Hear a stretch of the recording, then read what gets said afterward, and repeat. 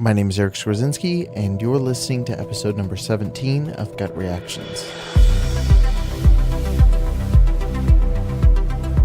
On today's episode, I'll be talking about a film that requires no introduction, Steven Spielberg's Jaws. I'm joined by Marbeth Skwarczynski, a literature teacher, and my mom, who you last heard from in the Stephen King episode of Gut Reactions a while back. But before we jump into the main topic at hand, I want to get into what we've been watching lately. So, what have you been watching? I watched a lot of movies over the last week, but my favorite so far has been Mary Shelley, and this is for all the lit nerds out there. This is no ghost story. It chilled me to the bone. You must get your story published, Mary. Curious subject matter for a young lady. Are you suggesting the work belongs to Mr. Shelley? It is my story. And you dare question a woman's ability to experience loss, betrayal, death. If I had not learned to fight through the anguish, I would not have found this voice. My choice has made me who I am, and I regret nothing. If you are a big fan of Frankenstein, you need to go see this movie. I haven't seen it out really anywhere. I haven't seen it advertised. We have an art house theater about a half hour away from our house where we sometimes go when there's nothing else playing. And that's where we discovered it. And boy, it was fantastic. I did see Upgrade based on your recommendation, and I was pleasantly surprised. They took an idea that I thought I was going in to see, a revamping of that idea, and they completely turned it on their head. And I like that. I like when I get a twist in a movie that I didn't expect to see. I applauded the author when it was all over. I was so proud of the writer. No, I watched a lot as well. I was able to finally watch the movie Coco from Disney. Remember me, though I have to say goodbye. Remember me, don't let it make you cry. For even if I'm far away, I hold you in my heart.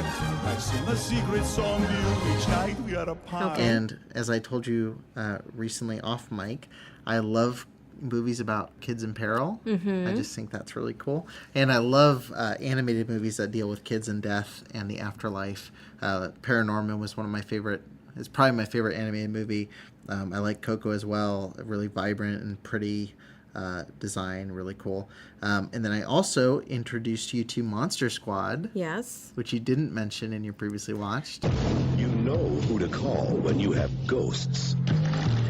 But who do you call when you have monsters? Monster Squad was okay. It was definitely an 80s movie. So it was great. Well, I lived through the 80s, so yeah. It was good. It wasn't my favorite thing, and you know me, I get frustrated when they take literary characters and they give them the Hollywood treatment. But it's playing off the Hollywood treatment that the director grew up on. Can't we just let the Hollywood treatments but there's die a nostalgia, already? Though. So, no, I love Monster Squad. It's kind of like a Twinkie. It's just good for you. Okay. Like a Twinkie. Like a Twinkie. It's just kind of cozy and warm and just happy. What Twinkies are you eating? Cozy and warm Twinkies. It just feels good. Okay. You know what I mean? Sure. It's not going to be, best picture. It's not going to be, but it's just like, it has all that nostalgia and it has that just makes you feel warm and fuzzy. Sure. And then we watched Game Night. Yes. Which wasn't as good as Monster Squad, but you like that movie. It's pretty hilarious. We don't need a board and we do not need pieces. We won't need any extra rudeness either. I'm about to burn this door down. You're gonna light a fire in a windowless room. Well, it's only gonna be dangerous until the door burns down. 2 words. Bill. Single. Overweight. I don't like this. Blood? What the? Game Night. Honey, don't look at her. Rated R. I was pleasantly surprised by that. I expected it to be kind of a typical R-rated raunchy comedy, and it wasn't that. It wasn't raunchy. No. There were some language issues, but you and I are always going to have this argument about poor writing. I like writing. I love good writing. I hate it when they fall back on curse words just for the fallback. Case study. That irritate. Tarantino is one of the best writers of all time. Mm-hmm. Lots of language. But no, I thought Game Night was really good. I don't have an issue with, say, a quick joke or something. But a lot of movies, just especially American comedy, relies on just improvising and saying the crudest thing you can possibly say. But that's bad improv. Yeah, no, I agree. But that's what most of the Melissa McCarthy-esque or Amy Schumer-esque comedy tends toward. Okay. Versus, say, an Edgar Wright who's doing visual comedy and more sophisticated comedy, where he's telling a good story first with great visual gags. And that's what Game Night actually reminded me a lot about Edgar Wright's style. Okay. With using interesting cinematic techniques to tell the story versus having Jason Bateman stand there and say, I'm sure there was improv, but he wasn't just standing there saying this and then someone else comes back with the grossest thing they can think to say. It really worked. There were some gross out gags in there, but it didn't rely on them. So I really enjoyed it. Well, you gotta admit that the back alley bullet removal scene was very really well funny. Yeah, and I'm sure some of that was improv as well, but the movie relies first and foremost on the writing and the actual direction of it. And then the last two things I caught up with, one of which pertains to this discussion, was I watched Gremlins 2: The New Batch, which is a 5-star movie. That's all I'm going to say about that. That is the ultimate feel-good movie and one of the best sequels of all time. And Joe Dante slipped in so much, because I love my political and social commentary so much in Gremlins 2. That's awesome. It's very interesting because it's obvious that you've never seen Gremlins 2. No. But one of the villains turned hero, spoiler alert, in the movie, is based specifically on Trump in that time period. So it's very interesting watching that. Okay. He plays up like mainstream media, and he plays up like the consumer angles that Romero liked to hit on. Okay. It's just a very interesting movie. A lot of corporate humor that's very funny. It's really good, and you just have all these cool gremlins. Okay. It's good. Yay, gremlins. So, no. Well, I showed you the Key and Peele sketch. You have electricity gremlin, you have a lady gremlin, you have a spider gremlin. It's all the gremlins you could want and more. Let me just recap right now. It's brainy gremlin, spider gremlin, back gremlin, lady gremlin, googly eye gremlin, electricity gremlin. Hulk Hogan's gonna be in the picture. I'm gonna throw in a gremlin myself. Vegetable gremlin, just write it up. I'm having so much fun, thank you. It's all gonna be in the actual film. Now I gotta go put some Cowboys and Back to the Future 3. Sayonara, y'all. Oops.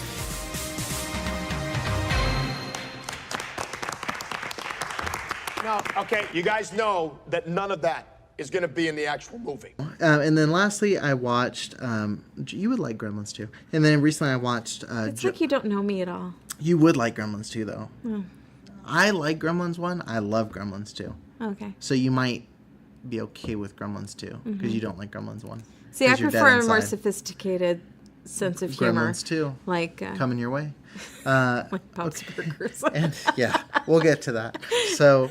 and then lastly, I watched Jaws 2, but I'm going to save that till the end of our discussion. Mm-hmm. So let's talk about Jaws. There is a creature alive today who has survived millions of years of evolution without change, without passion, and without logic. It lives to kill. A mindless eating machine.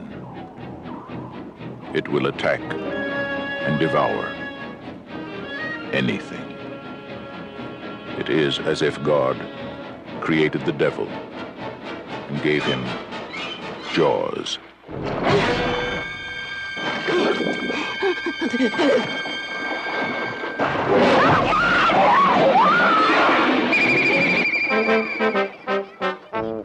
This is Universal's extraordinary motion picture version of Peter Benchley's best-selling novel, Jaws. I just found out that a girl got killed here last week. And you knew it.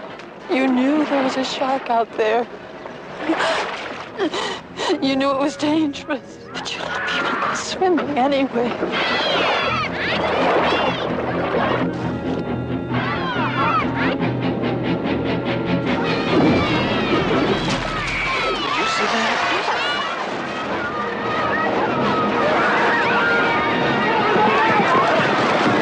It's all psychological. You yell barracuda. Everybody says, huh? What? You yell wild shark. We've got a panic on our hands on the 4th of July. Is it true that most people get attacked by sharks in 3 feet of water, about 10 feet from the beach? Yeah.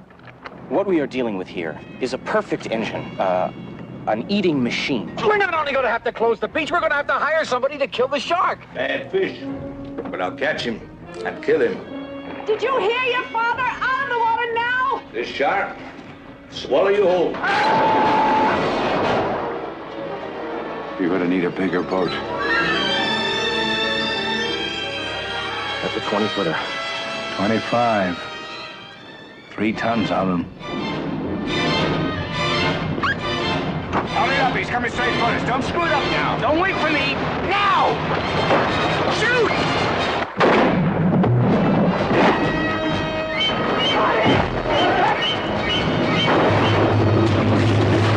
What's the tail? Give him room! I can't! He's trying to run!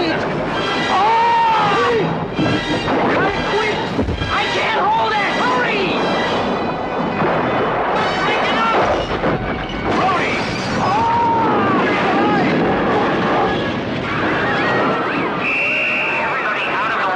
None of man's fantasies of evil can compare with the reality of Jaws. Roy Scheider, Robert Shaw, Richard Dreyfuss, Jaws. See it before you go swimming. So what was the first time that you heard of Jaws? Was it through a cultural reference? Was it seeing it just cold? Was it word of mouth, like a family member saying how scary it was? Not a family member. I went to a Department of Defense school in Guantanamo Bay, Cuba. And when the movie came out, it hit, the theaters in Cuba. Everything was drive-through. And I heard it from friends. I heard all about this man-eating shark from friends. But we had sharks in Cuba. They weren't very big. And we had, all of our beaches had coral, like artificial coral reefs around them to protect the swimmers. So we stayed within those. We had barracudas that we swam with. That wasn't a big deal. But the idea of sharks, we were pretty much protected. But the idea that a shark could still kind of get you was, that became a cultural phenomenon. The idea of, oh my goodness, it could possibly happen. And that there were novelty songs written about it. And so I knew about it from just pop cultural references from my classmates.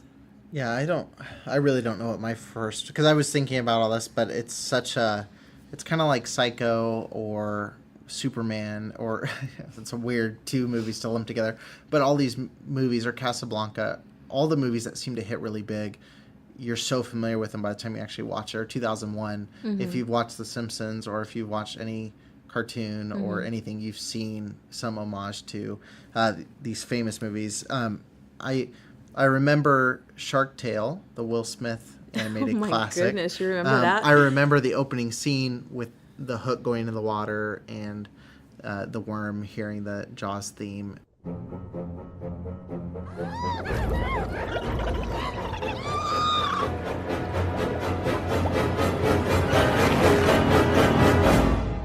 Hi, I'm Lenny. Oh, little buddy, did I scare you? I remember, I think it was you or Dad that was laughing, and you said, well, that's Jaws. And I was like, well, what's Jaws? And that movie sounded more interesting than the one I was watching. Even though I liked Shark Tale at the time. I don't know if I still like it. But yeah, so I really don't know. I think that's the first time I remember knowing this is an homage to Jaws. To Jaws. And Universal Studios, the first time I went, seeing it come out. Because I went to the park and saw the shark thing and the Jaws attraction before watching the movie. And I remember thinking, that's for the shark everyone's scared of? And then I saw it in the movie, and it's really good more in the movie. Legitimate. Yeah. So then what was your first experience actually sitting down and watching Jaws? With you. I don't know how old you were. I don't either. But you must have been 12 or 13. I think I was older. I think maybe I was 14? Maybe 8th or 9th grade. But I remember watching it with you, and I was really impressed by how good the movie was. Yeah. It wasn't what I was expecting. I was really expecting kind of like a nature slasher film. Yeah. And it wasn't that at all. There was a lot going on in that film, and I really appreciated that, the depth of the backstory. It wasn't, it was deeper than the other movies I was bringing home in high school to watch. Well, yeah. So, but there's a lot of backstory in this movie, and it hits the book, the movie, everything. It hits so many different points of the political game that happens. Do you sacrifice human beings for money? I mean, there's a lot of stuff that gets kind of thrown at you, and most people don't catch it all because they're all thinking about the shark. Yeah. And not all the things around the shark. Yeah. Well, I think it would be an easy movie to watch at different, it's like a lot of movies, but I think depending on what age you watch it, you're probably identifying with different characters. And I think if you're really young watching it, you're going to think, well, it's a lot of slow stuff and then some cool shark stuff that happens here and there. And then I think once you get into like, just about high school and you're starting to process movies, I think it's a good way to enter into being able to learn cinematic language, trying to learn how to read subtext and character notes and, things like that. And then I think watching it, the older you get, thinking about it, and I noticed this watching Jaws 2, is the first time watching a Jaws movie since having a kid, identifying with Brody's character, even though his kids are older, the movie is a lot scarier looking at it from his side. You understand why he's willing to, because when you're younger watching it, you understand some of that, but you also think he's just making a fool of himself. Right. Where now I understand I'd be making as big a fool of myself trying to keep my kids out of the water. You know what I mean? So watching it and understanding that, versus high school where you just say, well, Quint's so cool because he gets everyone's attention. He smells bad and has a boat. And he's kind of a jerk. Yeah, and kind of a jerk. Yeah. And then Brody's character becomes the character that you identify with as an adult a little bit more. Or maybe his wife, or the older, or maybe the mayor if you're a truly bad person. So, but yeah, so I just remember my first impression just being, it's kind of like watching The Shining for the first time. I was so glued in. I didn't know why it was so, enticing and so hypnotic to watch. But every shot, whether it's of the water or a wide shot of the boat or whatever it was, Spielberg just pulls you into a movie. It's the more depth that you have for characters and the deeper the meaning of the movie, the better the movie is. Yeah. It's just that way. I mean, it's the same way with stories. You have to have that emotional depth to the characters. And one of the things I really appreciated about Jaws, and it's one of the reasons I like Jaws 1 better than Jaws 2, was because of the three men who end up becoming the three main characters of the film. Yeah. Okay. And that is Brody, Hooper, and Quint, right? Yeah. It's Quint. These three men on shore have a very strict dynamic. You've got Hooper, who is seen as being the ultra elite intelligentsia. You've got Quint, who's seen as kind of this strange, bizarre, almost a homeless figure. He's not really well respected in the community at all. And then you have Brody, who is respected by most of the community, but not everybody. The selectmen still see him as, hey, this was an elected position, which means that he's respected by the people who voted him in. But they still see themselves as his boss, and they can impeach him. When they get out onto the water, Quint becomes the man who is giving all the orders. He is suddenly at the top of that totem pole. He is number one. Hooper, who is the most intelligent person on that, is really denigrated for, oh, you're bringing all this extra equipment with you. That's kind of stupid. Here's how you actually fight a shark. I've done it. And then you've got poor Brody, who is really at the top of the game on shore. And then when he gets on the boat, he's given the worst jobs possible because he has no experience on the water. And it really is a great juxtaposition of those three characters and the way that they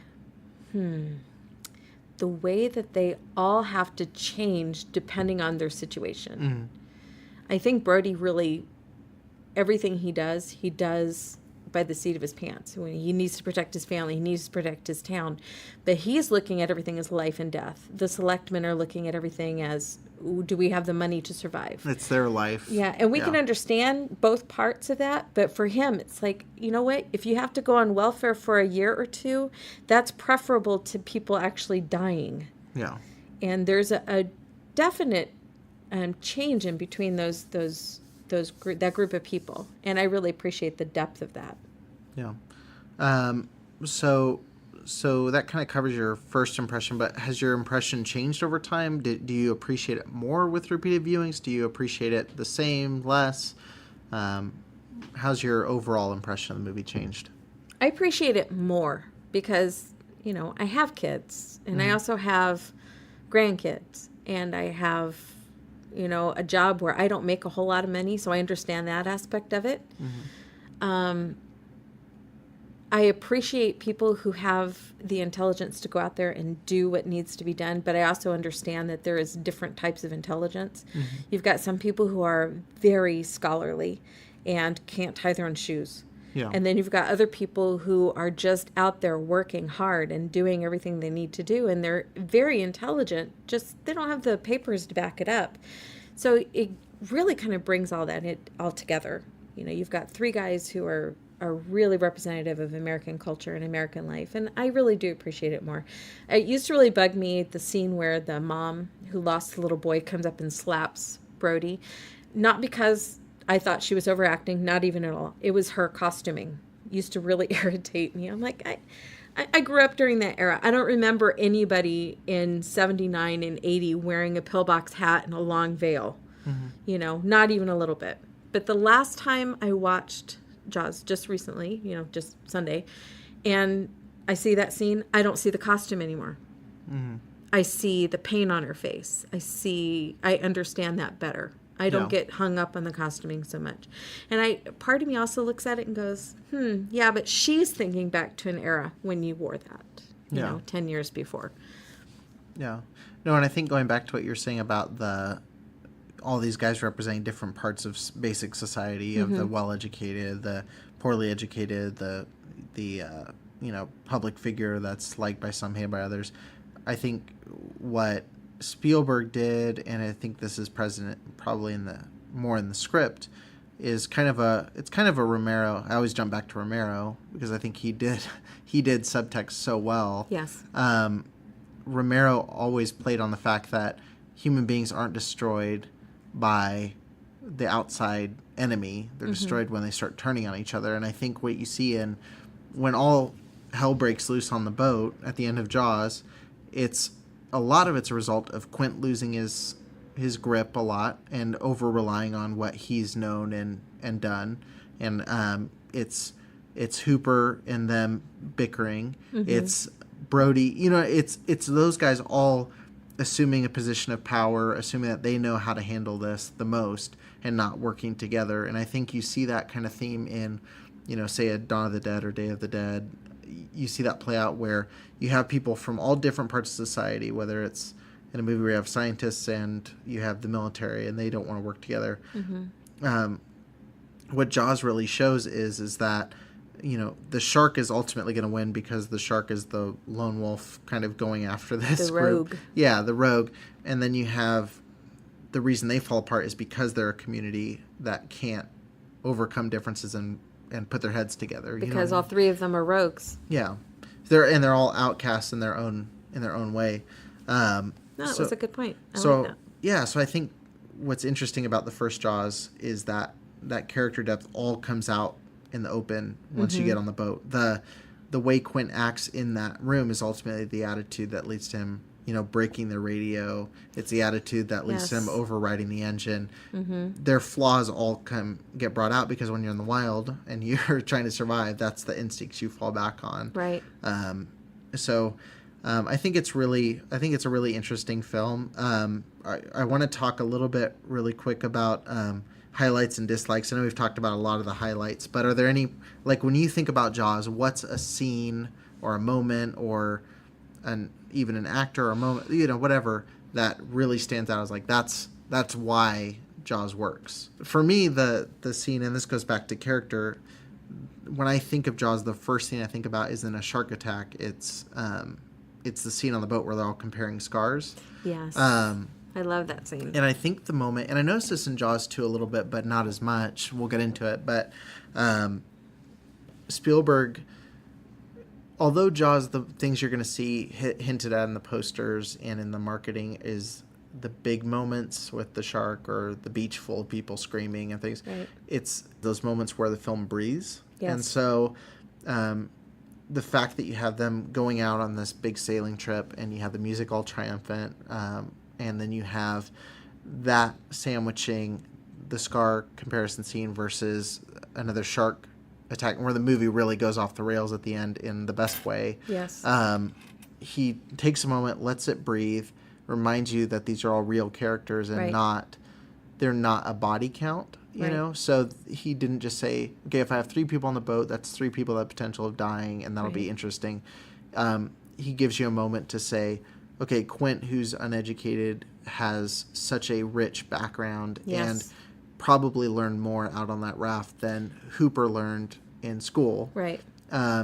He has more authority to speak out about what he's talking about than Because Brody he lived does through it. because he lived through it. Mhm. And while Brody has the vendetta against the shark, I think Quint proves that he's not just out there. He's out there because he's killing what killed all his friends. You know what I mean? Right. So I think that moment gives a lot of depth, and it gives Hooper more.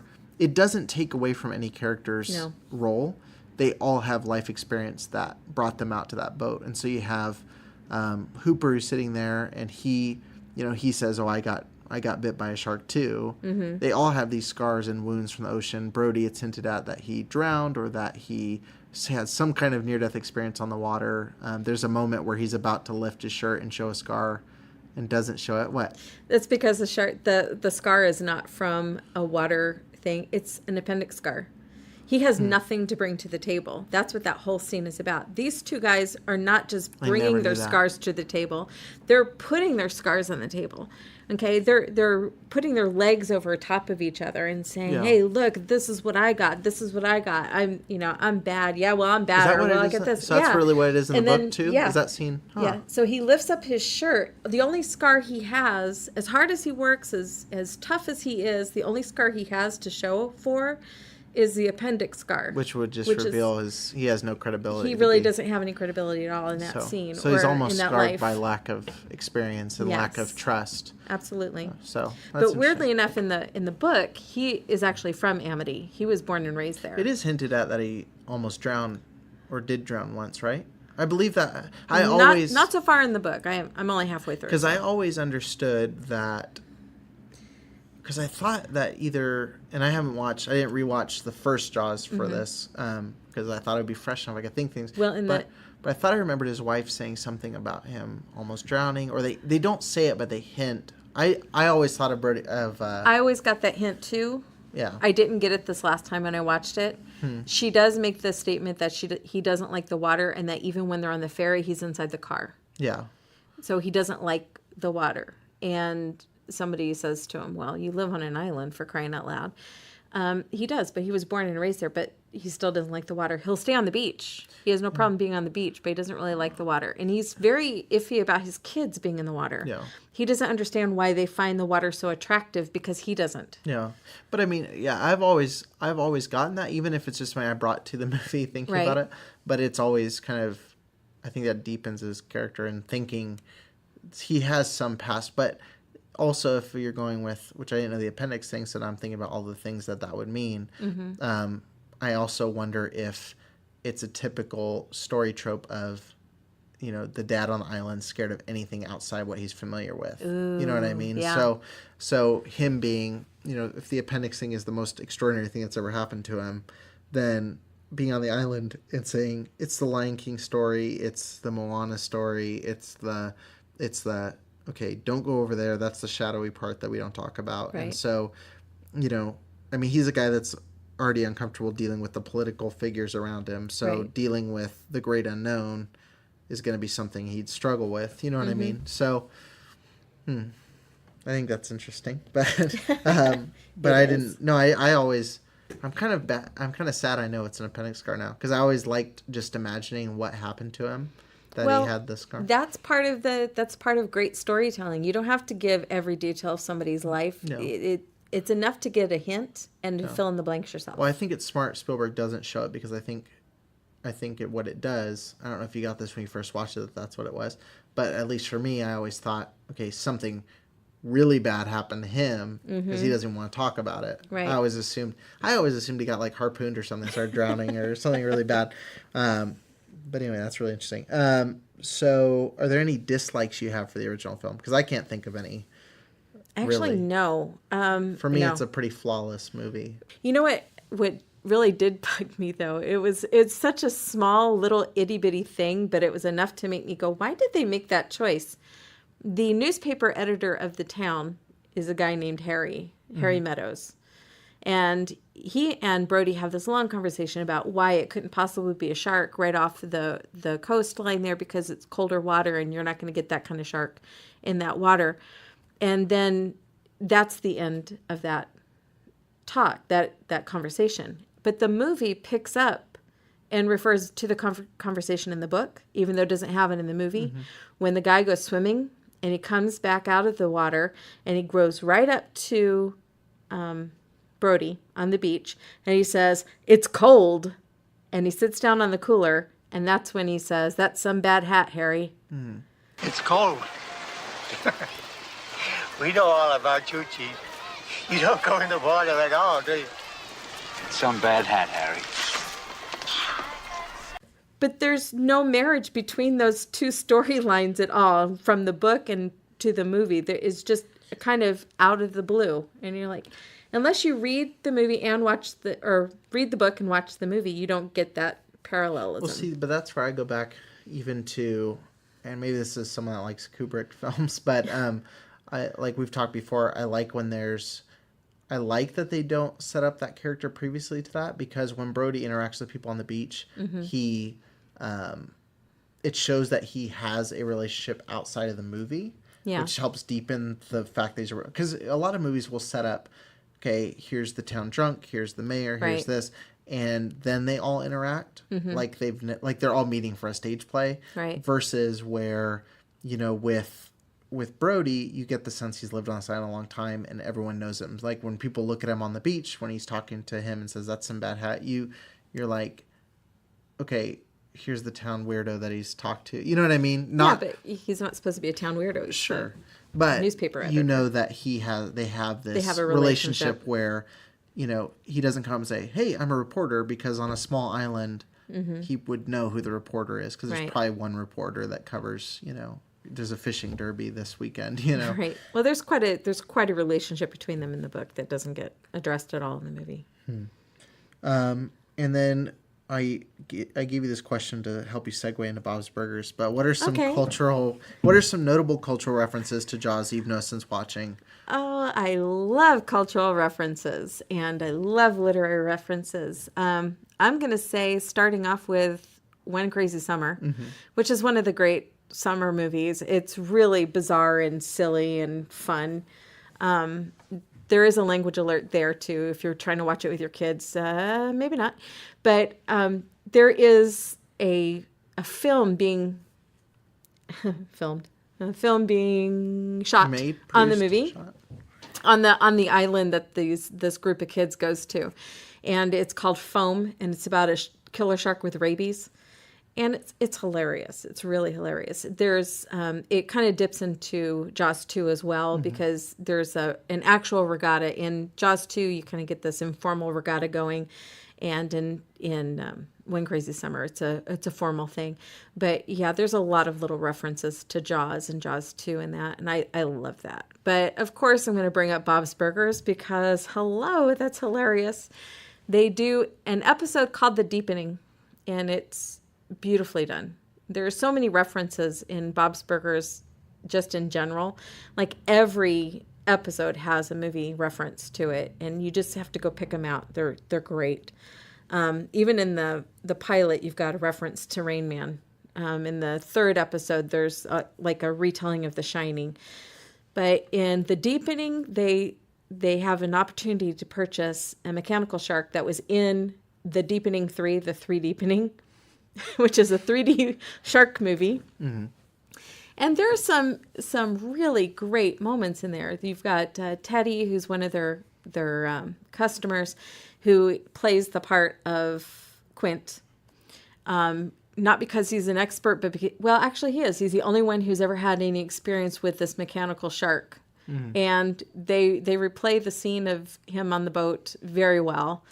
He's saved only by his boidle, the boy's girdle. That's awesome. But he even does the little scene when the town hall meeting in Jaws, where Quint runs his fingernails down the blackboard. Teddy does the same thing, but with his own, he squeaks it with his voice. Eee! And they said, Teddy, what are you doing? He says, well, I wanted to scratch the chalkboard, but I don't have any nails. You have all these little throwaway moments. And at one point, he even says, you're going to need a bigger restaurant. Yeah. And Bob looks at him and says, oh, come on. It's like, we already know we're parodying. We're making fun of Jaws. We already know this. Mm-hmm. Let's not hit it over the head. But that's exactly what they're trying to do, because that's the whole point of Bob's Burgers. Just hit you over the head with a lot of these references, and they're so much fun that way.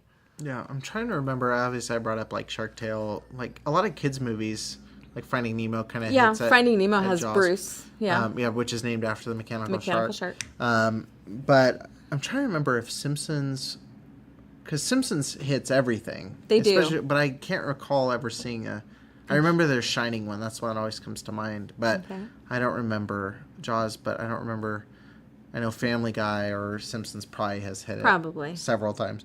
Family Guy was probably gorier in its treatment of Jaws than Jaws was.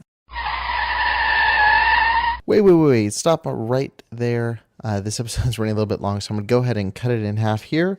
So to hear the rest of this episode, tune in next Wednesday to hear us talk about Jaws 2.